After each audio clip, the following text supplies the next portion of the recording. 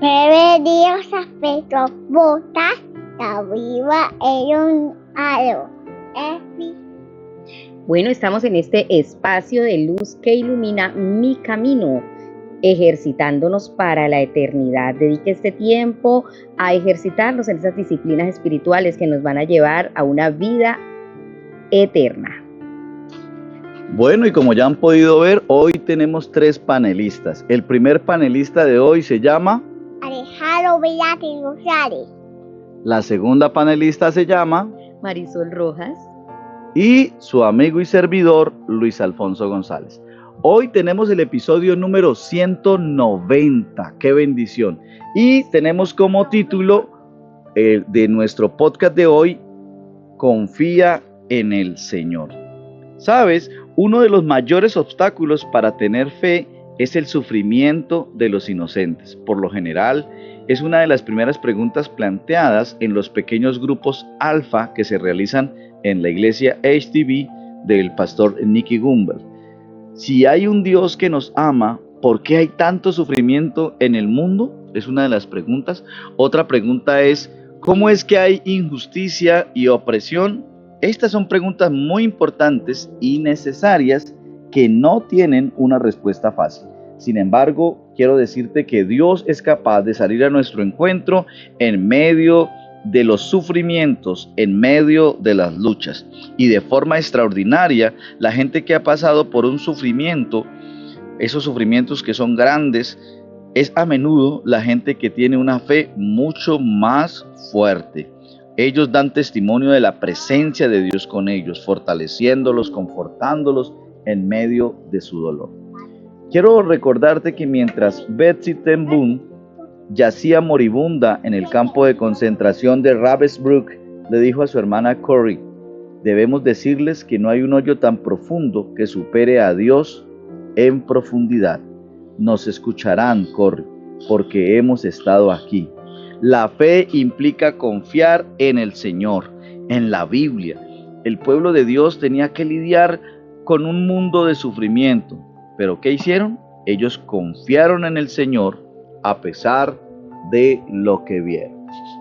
Bueno, les invito a que abran su Biblia en Salmo capítulo 82. Salmo capítulo 82, vamos a leerlo todo en la nueva traducción viviente, NTV. Dice así, Salmo de Asaf. Dios preside la corte de los cielos, pronuncia juicio en medio de los seres celestiales. ¿Hasta cuándo dictarán decisiones injustas que favorecen a los malvados? Hagan justicia al pobre y al huérfano, defiendan los derechos de los oprimidos y de los desposeídos. Rescaten al pobre y al indefenso, líbrenlo de las garras de los malvados. Pero esos opresores no saben nada, son tan ignorantes, andan errantes en la oscuridad, mientras el mundo entero se estremece hasta los cimientos. Yo digo, ustedes son dioses, son todos hijos del Altísimo, pero morirán como simples mortales y caerán como cualquier otro gobernante. Levántate, oh Dios, juzga a la tierra, porque todas las naciones te pertenecen. Amén. Es que la palabra de Dios es muy importante en la vida. ¿Tú qué piensas, Alejandro, de la palabra de Dios? Los pesos de Adán y Eva obedecieron en el jardín. Exactamente, ellos desobedecieron en el jardín.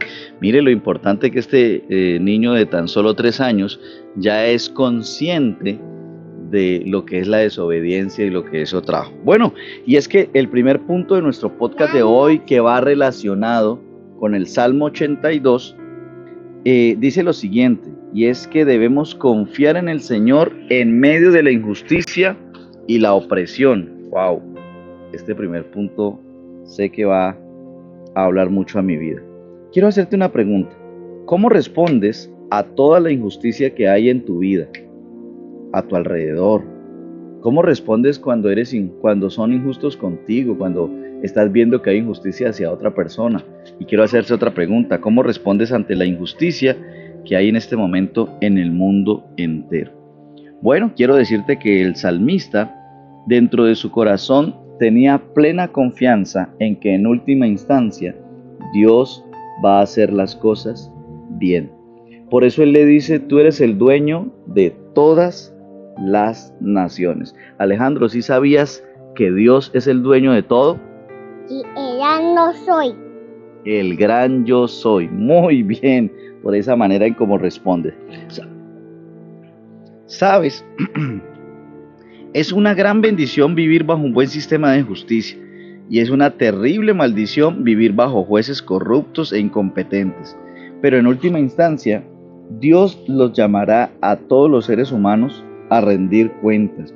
Recuerda que Dios es el que preside sobre todas las demás expresiones de poder, sobre cualquier ídolo que son mal llamados dioses, porque solamente existe un solo Dios.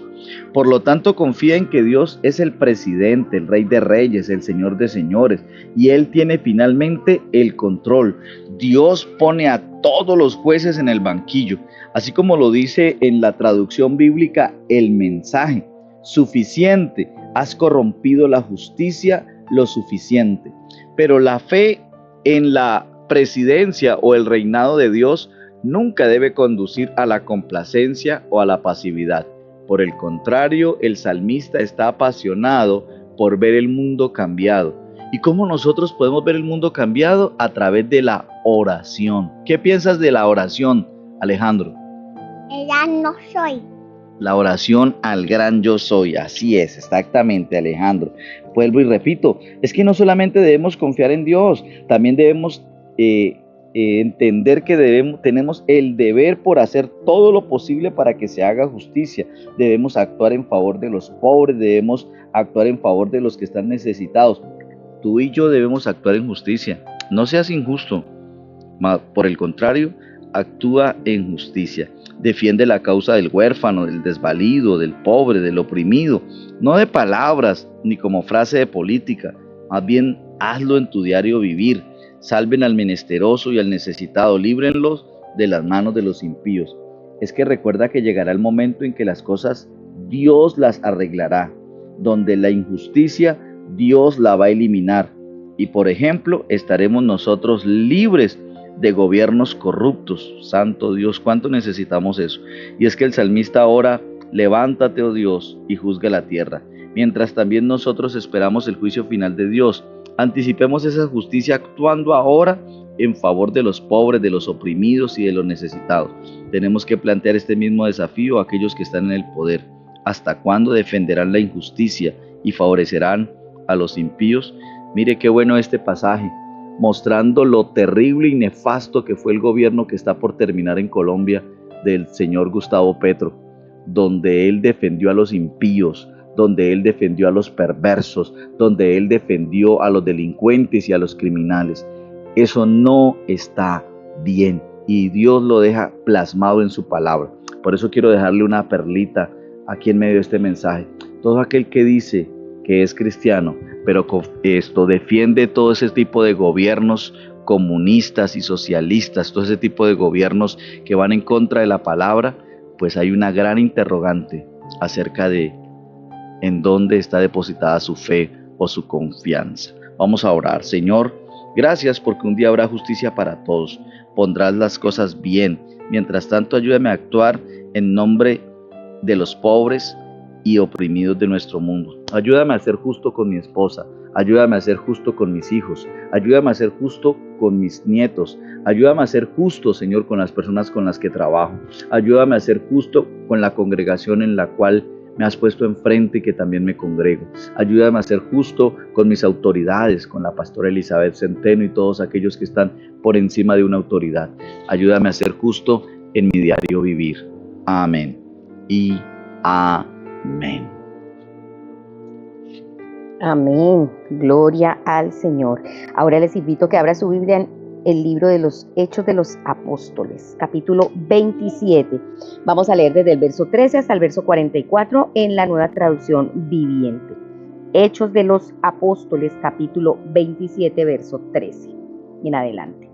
Tormenta en el mar. Cuando un viento suave comenzó a soplar desde el sur, los marineros pensaron que podrían llegar a salvo. Entonces llevaron anclas y navegaron cerca de la costa de Creta. pero el clima cambió abruptamente y un viento huracanado llamado nororiente sopló sobre la isla y los empujó a mar abierto. Los marineros no pudieron girar el barco para ofrecerle frente al viento, así que se dieron por vencidos y se dejaron llevar por la tormenta. Navegamos al resguardo del lado con menos viento de una pequeña isla llamada Cauda, donde con gran dificultad subimos a bordo el bote salvavidas que era remolcado por el barco. Después, los marineros ataron cuerdas alrededor del casco del barco para reforzarlo. Tenían miedo de que el barco fuera llevado a los bancos de arena Sirte, frente a la costa africana, así que bajaron el ancla flotante para disminuir la velocidad del barco y se dejaron llevar por el viento. El próximo día, como la fuerza del vendaval seguía azotando el barco, la tripulación comenzó a echar la carga por la borda. Luego, al día siguiente, hasta arrojaron al agua parte del equipo del barco. La gran tempestad rugió durante muchos días, ocultó el sol y las estrellas hasta que al final se perdió toda esperanza. Nadie había comido en mucho tiempo.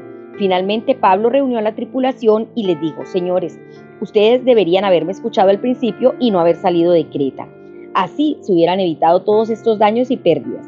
Pero anímense, ninguno de ustedes perderá la vida, aunque el barco se hundirá. Pues anoche un ángel del Dios a quien pertenezco y a quien sirvo estuvo a mi lado y dijo: Pablo, no temas, porque ciertamente serás juzgado ante el César. Además, Dios, en su bondad, ha concedido protección a todos los que navegan contigo.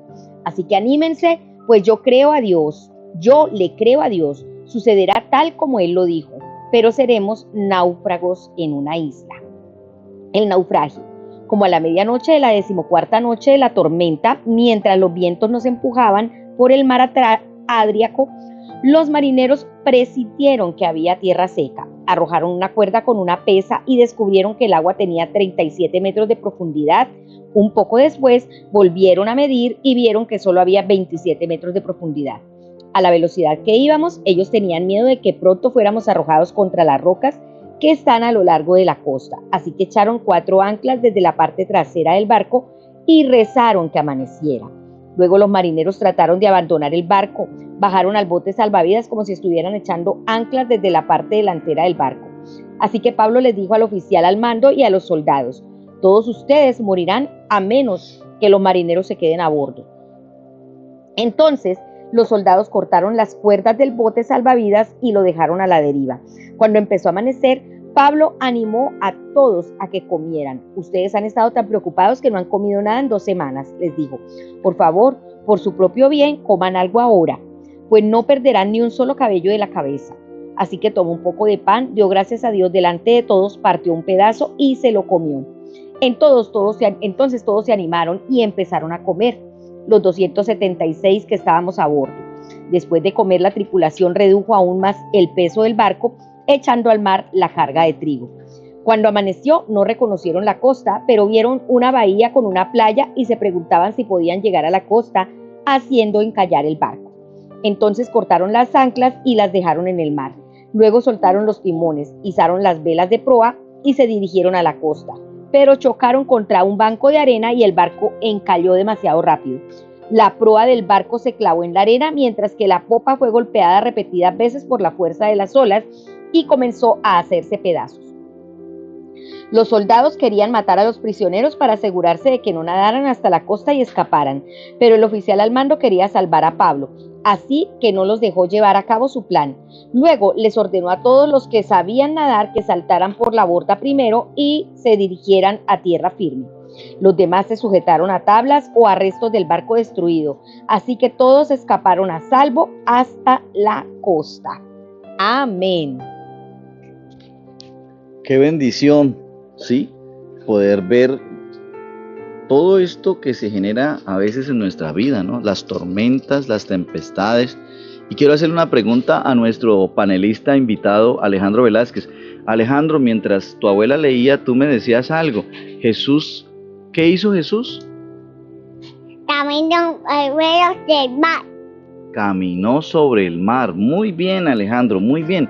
O sea, Jesús tiene el poder de controlar el tiempo, Jesús tiene el poder de controlar las circunstancias, pero lo mejor, Jesús tiene el poder de ayudar a controlar tu vida y tus emociones en medio de aquellos problemas y en medio de aquellas circunstancias. Sí, muy bien, muy bien.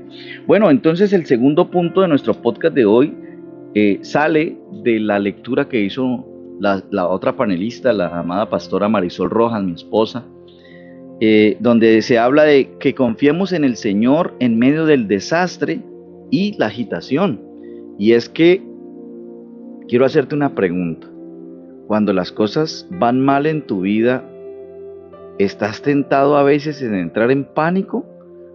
Pastora, ¿usted cuando las cosas han estado mal en su vida, ha estado tentada a entrar en pánico? Claro, casi siempre que hay tempestades emocionales o relacionales, problemas o dificultades, lo primero que ataca a nuestras emociones es el miedo. Por eso debemos acudir al Señor corriendo y creerle a Él, porque esa es la manera de vencer el miedo. Tremendo, ¿cierto que sí?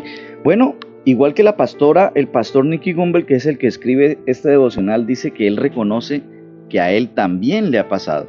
Y dice algo muy especial, y dice que cuando todo va bien en nuestras vidas, es relativamente fácil confiar en el Señor.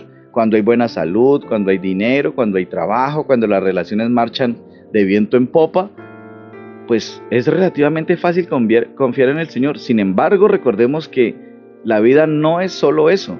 La vida también tiene altibajos, y en esos bajos nos vamos a encontrar vamos a encontrarnos con muchos problemas, grandes desafíos, los cuales van a poner a prueba nuestra fe.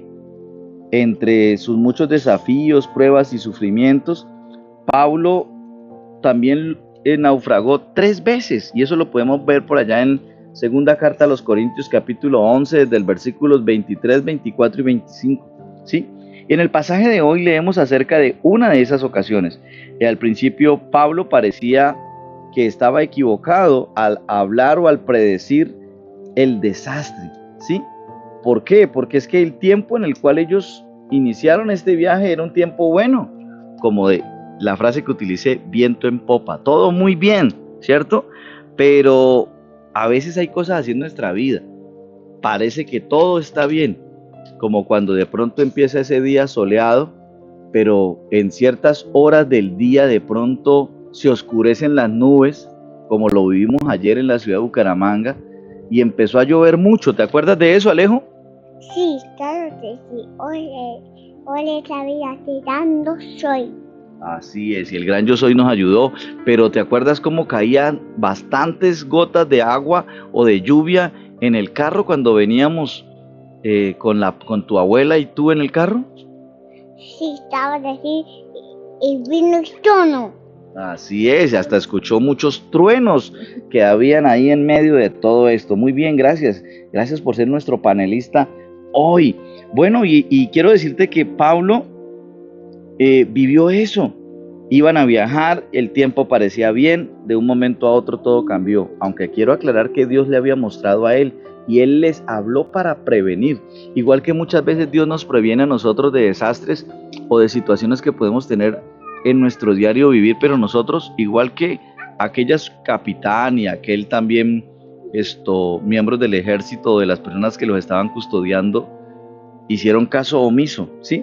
Y tuvo que ser una experiencia aterradora, tanto así que Lucas escribe: perdimos al fin toda esperanza de salvarnos. Wow, ¿sí? Recuerdo hace unos días atrás, cuando una miembro de nuestra congregación llamó a la pastora Marisol a despedirse porque el dictamen médico era de muerte, ¿sí? Hubo un momento en que yo no sé qué pasó por la mente de la pastora Marisol, pero por mi mente como que hubo un momento en que se perdió toda esperanza, igual que de pronto pasó en este pasaje. Sin embargo, Pablo no perdió la confianza, sino que siguió confiando en el Señor. Y no solo lo hizo él, sino que en el momento de la crisis es muy importante hacer lo que hizo Pablo. ¿Qué hizo Pablo? Empezó a ayudar a los demás a que tuvieran fe, a estimularlos al cambio. Eso es exhortar. Él los exhortó para que dejaran a un lado el pesimismo, para que dejaran a un lado de pronto la negatividad o el negativismo, y empezó a motivar para que la gente empezara a confiar en Dios, que tuvieran fe en Dios, en que Dios todavía tenía el control y que Él había prometido rescatarlos. ¿Sabes? Hizo falta que sucediera aquel desastre para que ellos pudieran escuchar a Pablo. A veces nos pasa a nosotros igual. A veces en medio de los desastres es que como que inclinamos nuestro oído para escuchar a Dios. Asombrosamente Pablo, el prisionero, parece estar completamente a cargo de la situación. Él les dice a ellos: señores, debían haber seguido mi consejo. Pablo es quien detiene a los marineros que intentaban escapar del barco. Este es un gran ejemplo de liderazgo, sin título ni posición. Los mejores líderes son capaces de liderar por influencia y por persuasión en medio de aquellas situaciones difíciles. Aquella confusión le dio a Pablo la oportunidad de hablar sobre su fe. Aprovechó la oportunidad, aunque tuvo que haber sufrido mucho por los efectos de la tormenta y del hambre. Pablo se veía a sí mismo como alguien que le pertenece a Dios, y él dijo: del Dios a quien pertenezco, y como siervo suyo a quien sirvo, colocó. Pero Dios no era solo su amo y maestro. Pablo confiaba en la bondad y el amor de Dios, en que Pablo tenía una profunda seguridad en que Dios lo amaba y que quería ayudarlo. Él sabía que Dios quería lo mejor para él, así como tú puedes hoy, a partir de hoy, empezar a confiar en el Señor y empezar a creer que Dios quiere hacer lo mejor para ti. Dios quiere ayudarte. Pablo les aseguró: ninguno de ustedes perderá un solo cabello de su cabeza.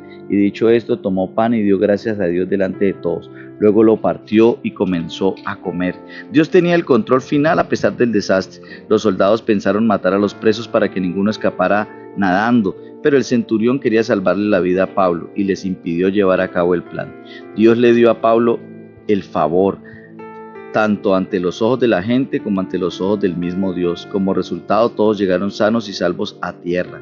Nada podía impedir que Dios salvara a Pablo y lo usara para trabajar en sus propósitos y salvar vidas. De la misma manera, nada puede impedir que Dios te salve y que Dios quiera trabajar en tu vida, sus propósitos, y te use a ti también para salvar a muchas personas. Vamos a orar. Señor, gracias por protegerme aun cuando ocurren esos desastres. Ayúdame a no tener miedo cuando las cosas salen mal, sino más bien a mantener mi coraje y a tener fe en ti. Quiero aprender a ser valiente, Señor. Amén. Bueno, les invito a que abra su Biblia en Segundo Libro de Reyes, capítulo 18. Estaremos leyendo el capítulo 18 y el capítulo 19 del 1 al 13. Segundo de Reyes 18, recuerden que estamos leyendo en Nueva Traducción Viviente. Ezequías gobierna sobre Judá. Ezequías, hijo de Acaz, comenzó a gobernar Judá durante el tercer año del reinado de Oseas en Israel.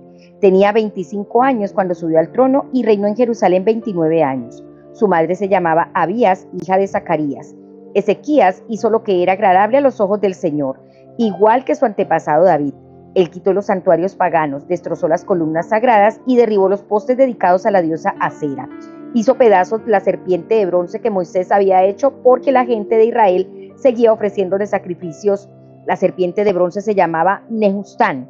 Ezequías confiaba en el Señor, Dios de Israel. No hubo nadie como él ante los reyes de Judá, ni antes ni después de él.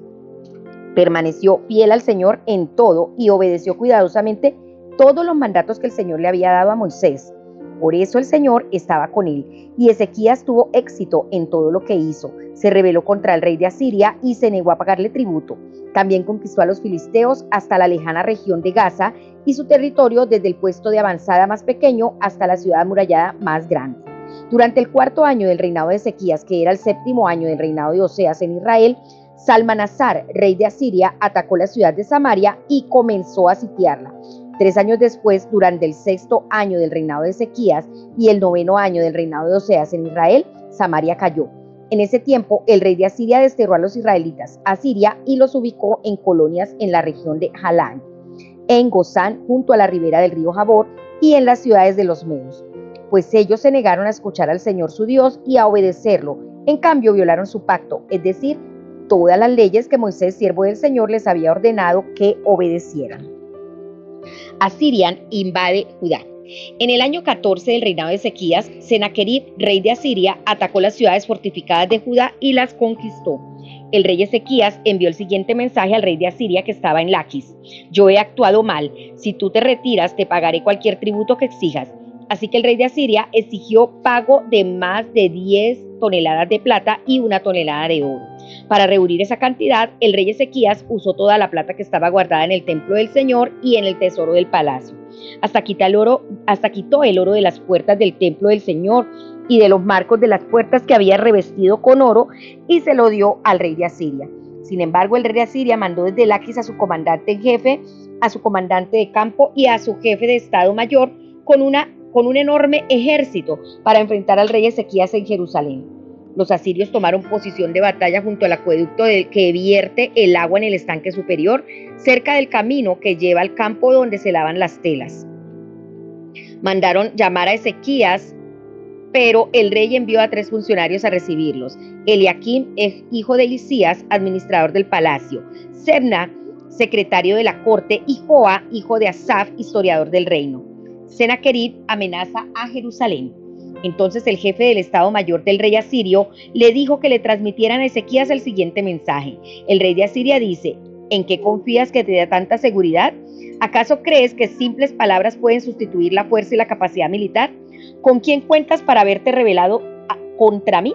¿Con Egipto? Si te apoyas en Egipto, será como una caña que se quiebra bajo tu peso y te atraviesa la mano. El faraón, rey de Egipto, no es nada confiable. Tal vez me digas: confiamos en el Señor nuestro Dios, pero ¿no es Él quien Ezequías insultó? ¿Acaso no fue Ezequías quien derribó sus santuarios y altares e hizo que todos en Judá y en Jerusalén adoraran solo al altar que hay aquí en Jerusalén? Se me ocurre una idea. Llega a un acuerdo con mi amo, el rey de Asiria. Yo te daré 2000 caballos, si es que puedes encontrar esa cantidad de hombres para que los monten.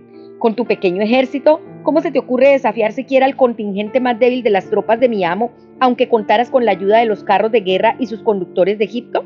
Es más, ¿crees que hemos invadido tu tierra sin la dirección del Señor? El Señor mismo nos dijo: ataquen esta tierra y destruyanla. Entonces tanto Eliaquim, hijo de Hilcías, como Sebna y Joa le dijeron al jefe de estado mayor asirio: por favor, háblanos en arameo porque lo entenderemos bien. No hables en hebreo porque oirá la gente que está sobre la muralla. Pero el jefe de estado mayor de Senaquerib respondió: ¿ustedes creen que mi amo les envió este mensaje solo a ustedes y a su amo? Él quiere que todos los habitantes lo oigan, porque cuando sitiemos esta ciudad, ellos sufrirán junto con ustedes. Tendrán tanta hambre y tanta sed que comerán su propio excremento y beberán su propia orina. Después, el jefe de estado mayor se puso en pie y le gritó en hebreo a la gente que estaba sobre la muralla: escuchen este mensaje del gran rey de Asiria. El rey dice lo siguiente: no dejen que Ezequías los engañe. Él jamás podrá librarlos de mi poder. No permitan que los haga confiar en el Señor diciéndoles: con toda seguridad el Señor los librará.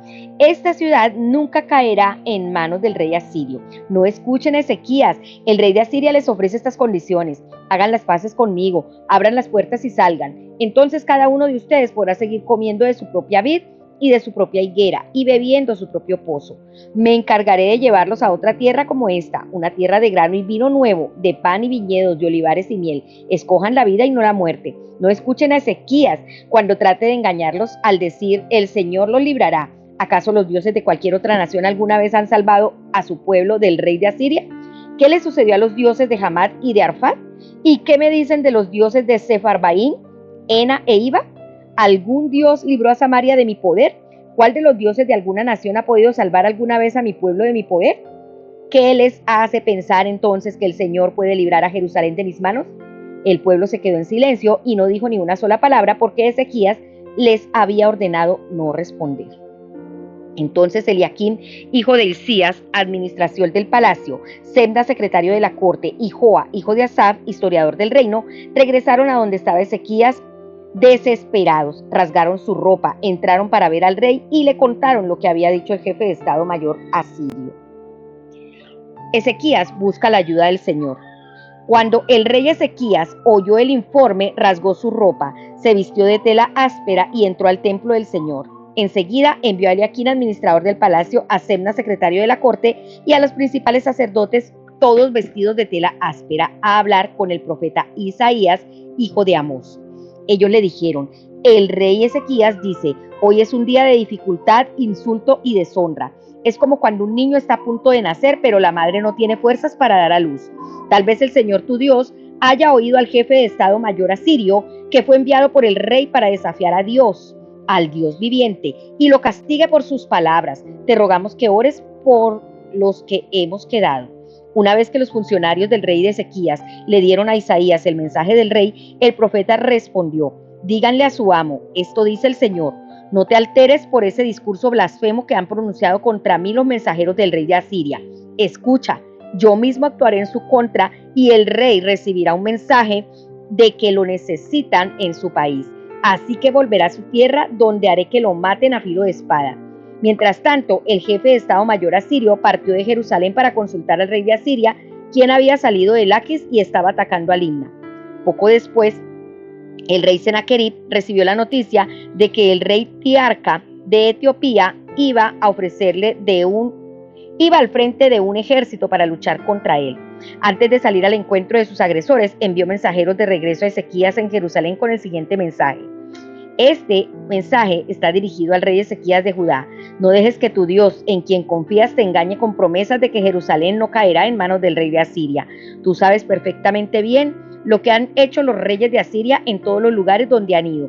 Han destruido por completo a todo Israel que se ha interpuesto en su camino. ¿Por qué serías tú la excepción? ¿Acaso los dioses de las otras naciones les han rescatado? Naciones como Gozán, Harán, Rezef y el pueblo de Edén que vivía en Telesar. Mis antecesores los destruyeron a todos. ¿Qué sucedió con el rey de Hamad y el rey de Arfad? ¿Qué les pasó a los reyes de Sefarbaín, de Ena y de Iba? Amén.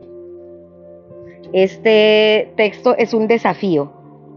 Y aunque el enemigo nos desafíe y quiera meternos miedo o intimidación, sabemos que nuestro Dios es más poderoso y debemos creer su palabra.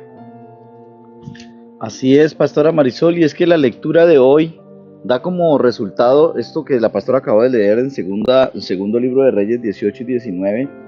El tercer punto de nuestro podcast de hoy es que debemos aprender a confiar en el Señor en medio del mal y en medio de la angustia. La pastora Marisol leyó acerca del pueblo asirio, ¿no? Y quiero decirle a ustedes que la gran mayoría del pueblo asirio se encuentra en este momento ubicado en Turquía, ¿sí? No son todos, porque algunos otros también, los mapas geopolíticos van cambiando. En aquella época era conocido como Asiria y hacía parte de una parte de Irak, una pequeña parte también de Irán, una pequeña parte, pero en su gran mayoría de Turquía, ¿sí? Entonces, podríamos decir que en una buena parte son los turcos hoy en día. Cuando leemos esto, nos damos cuenta que es un alivio leer por fin acerca de un hombre que puso su confianza en el Señor. ¿Quién era ese hombre? Ezequías. Él puso su esperanza en el Dios de Israel. Puso toda su confianza en el Dios de Israel. Y Dios, por su parte, lo sostenía con firmeza a través de toda su vida, de todas sus aventuras. Una de las principales acciones de Ezequías cuando se hizo rey fue destruir todas las cosas que impedían al pueblo obedecer a Dios. Quiero decirte, en tu vida y en mi vida hay cosas que son una barrera para que a veces obedezcamos a Dios. Y aunque parezcan vitales, quiero decirte, es muy importante hacer lo que hizo Ezequías. Debemos nosotros destruir todo lo que impide que podamos obedecer a Dios.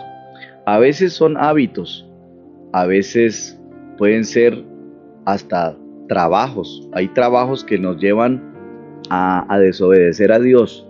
A veces pueden ser personas, y no significa que vamos a destruir una persona, significa que nos vamos a alejar de pronto de aquellas personas que no nos suman, sino que por el contrario nos restan, y que lo que hacen es alejarnos de la presencia de Dios, ¿sí? Entonces, es muy importante que aunque esas personas o situaciones parezcan vitales, recordar de que no hay nada tan vital como la obediencia a Dios. Y recordar que Dios quiere ayudarnos a obedecerle. Por lo tanto, pregúntale y él te honrará como lo hizo con Ezequías. El Señor estaba con Ezequías y por tanto, este tuvo éxito en todas sus empresas. ¿Quieres tener éxito en todas las áreas de tu vida? Pues quiero motivarte a que le preguntes al Señor, a que lo busques. Quiero decirte que en el año 701 a.C., Ezequías se enfrentó a un enemigo muy poderoso. Ese enemigo muy poderoso estaba encarnado en el rey de Asiria. Ya te conté lo que hoy por hoy en su gran territorio se conoce como Turquía. Y que se burlaban de él, lo ridiculizaban, ¿sí? Leemos sobre estos acontecimientos históricos no solo en la Biblia, sino también en otros relatos antiguos. En el relato que hizo Senaquerib, que era el rey de aquel entonces de los asirios, está escrito: en cuanto a Ezequías, el judío, no se sometió a mi yugo. Eso escribió Senaquerib. Él habla de Ezequías de forma arrogante, sintiéndose abrumado por el terror que inspira el esplendor de mi señorío. Senaquerib despreciaba la dependencia de Ezequías en el Señor. Así como la gente se burla porque tú tienes fe en Dios, así como la gente te dice, ¿dónde está tu Dios? Así hacía Senaquerib con Ezequías. Se burlaba, lo menospreciaba, porque Ezequías había decidido confiar en el Señor. Por lo tanto, mira lo que dice allí la palabra, dice, no dejen que Ezequías los persuada a confiar en el Señor, diciendo, sin duda el Señor nos librará. De alguna manera, Ezequías tuvo que haberse ganado el respeto de su pueblo, porque todos ellos siguieron sus instrucciones. Dice allí, pero el pueblo permaneció en silencio y no respondió ni una sola palabra, porque el rey había ordenado no le respondan. Ezequías oró ante su poderoso enemigo, se rasgó las vestiduras y se vistió de luto, y fue al templo del Señor. Una delegación se dirigió al profeta Isaías y le manifestaron, así dice Ezequías, hoy es un día de angustia, castigo y deshonra. Eleva pues una oración por el remanente del pueblo que aún sobrevive. La respuesta de Isaías fue, así dice el Señor, no temas por las blasfemias que has oído. No solo el mismo Ezequías confió en el Señor, también persuadió al pueblo para que confiara en el Señor. A lo largo de los años, dice el pastor Nicky, he anotado al lado de este pasaje una lista de desafíos que hemos enfrentado. Es terrible no tener en quién confiar, pero es increíble y maravilloso poder mirar en retrospectiva y ver la manera en la que Dios nos ha librado de tantas situaciones. Sin importar cuáles son tus desafíos que enfrentas hoy, es necesario que los anotes. Pon tu confianza en Dios y cree que Él estará contigo y que te dará éxito en todo lo que Él te pida hacer. Vamos a orar. Señor, gracias porque podemos confiar en ti en todas las circunstancias. Hoy te entrego todos los desafíos que enfrento. Confío totalmente en ti. Gracias, Señor. Amén. Le damos gracias a nuestro buen Dios por su bendita y maravillosa palabra. Ahora vamos entonces al comentario de la pastora Pipa. Ella toma 2 de Reyes 18, donde dice que confía en Dios cuando las cosas no parezcan ir bien. Y también hace referencia a Hechos 27, del 33 al 34, donde vemos a Pablo confiando en el Señor, aún en medio de esas dificultades que estaba atravesando. A mí personalmente me bendice mucho leer la historia de Ezequías, porque aunque el otro había vencido, o sea, la realidad era que había vencido a todos los reyes con ejércitos poderosos y los había vencido y los había reducido a nada. Entonces, estaba vociferando, así como Goliat vociferaba contra el pueblo de Israel, y así como el mar estaba rugiendo y los llevó a ese naufragio también a Pablo, asimismo ese rey de Asiria, Senaquerib, a través de sus funcionarios estaba vociferando contra Ezequías, pero Ezequías pudo confiar en el Señor. Él fue y consultó al profeta de Dios, el cual le dio una palabra de parte de Dios. Pudieron confiar y no se lo pierda mañana, porque seguiremos en esta historia asombrosa y poderosa de la mano del Señor sobre nosotros. Recuerden que siempre confiar en Dios nos va a traer bendiciones. Bueno, amados, recordemos que este devocional fue escrito por el pastor Nicky Gumbel de la iglesia HTB en Londres y las voces de este podcast fueron de Alejandro Bellates, de mi abuelo Luis, y Luis Alfonso González. y Marisol Rojas. Que el Señor les bendiga.